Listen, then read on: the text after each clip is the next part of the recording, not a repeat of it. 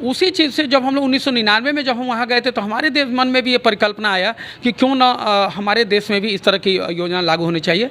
तो एनसीसी जो अपने देश में वो भी उसी का एक पार्ट है, क्योंकि हम लोग के देश में सेना रखने का एक लिमिटेशन सीमित होता है। तो इस तरह से अभी जो हमारे गवर्नमेंट ने किया अग्निपथ योजना के द्वारा, इससे क्या होगा कि ज़्यादा से ज़्यादा युवाओं को नौकरी करने का अवसर मिलेगा।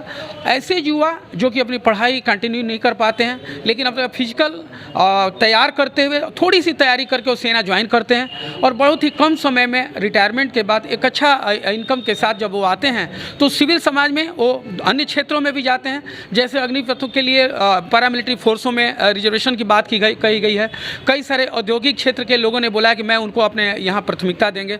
तो निश्चित रूप से उनको जो पैसे मिलेंगे पेमेंट के अलावा, जो लमसम अमाउंट जो 4 साल के बाद मिलेगा, उतना किसी भी क्षेत्र में आप काम करके या नौकरी कर नहीं बचा सकते।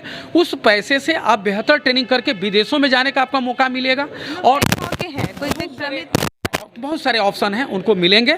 और ये योजना इतनी आसान नहीं है बिकॉज इसमें जो मापदंड है भर्ती होने का एक रेगुलर सैनिक की तरह है और जो 25% जो सैनिक यहाँ से जो सेलेक्ट रहेंगे आगे वो कंटिन्यू सेना के पेंशन स्कीम और सारे लाभ के साथ रहेंगे। प्लस ये जो 4 साल वाले हैं उनको भी जो इंश्योरेंस का जो कवरेज है या वो सब बाकी चीज़ें उनको रहेगी।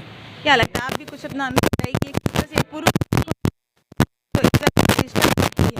तो उस हिसाब से युवाओं को बिल्कुल आना चाहिए। ये तो देश के हित में है और हम देखें तो इतिहास गवाह है कि बहुत सारे ऐसे देश हैं जहां देखा होगा कि युवाओं को सेना में कार्य करने का कुछ दिन मौका मिलता है। तो ये हमारी सरकार हमारी जो व्यवस्था है ये दे रही है, तो ये बहुत अच्छी बात है। साथ ही साथ हम देखें तो सेना का नवीनीकरण होगा। हमारी सेना हमेशा युवा रहेगी और युवा शक्ति में कितनी ताकत होती है, वो उसके देश के लिए क्या कर सकता है, ये किसी से छिपी हुई नहीं है। तो ये एक बहुत ही अच्छा पहल है जहाँ हमारे जो युवा हैं कम ही उम्र में कुछ रोजगार पाएंगे तो दूसरी तरफ जाने से उनकी जो कुसंगति होती है या बुरे आदतों में लिपटते हैं तो उन चीज़ों से बचे रहेंगे। तो देखा जाए तो मिलाजुल ये बिल्कुल ये देश के हित में है, युवाओं के हित में है और युवा यदि हमारे युवा धन सही रहता है तो किसी भी देश की तरक्की उन्नति होती है। Thank you.